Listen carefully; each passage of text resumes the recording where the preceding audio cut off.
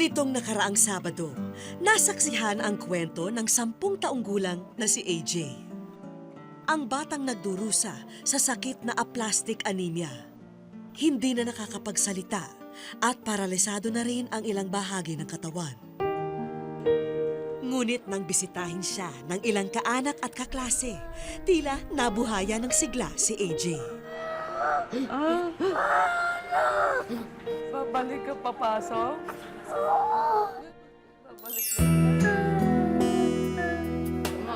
Dinalaw din siya ng paborito niyang artista na si Marian Rivera.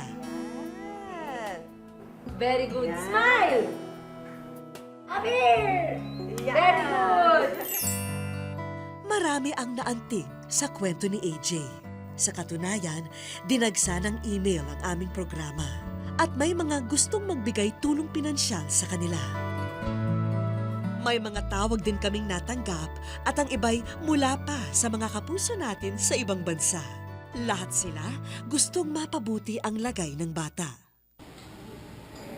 Muli namin binalikan si AJ sa ospital para siya'y kamustahin. Bumaba po yung platelet niya, mababa po. Kaya kailangan po siyang sinasalinan ng dugo. Ganito raw ang kadalasang ikinikilos niya kapag mababa ang bilang ng platelet sa kanyang dugo. Lahat ng paraan ginawa na ng magulang ni AJ upang may maipantustos sa dugong kailangan niya. Ngunit masyado raw mabigat ang 16,000 pesos kada bag sa kanilang bulsa.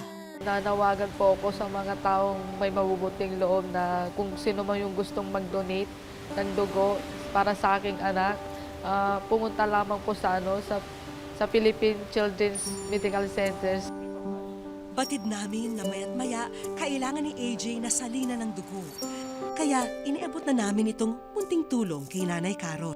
Maraming salamat po talaga. Hindi ko wala po kayo masasabi, kundi magpasalamat sa inyo.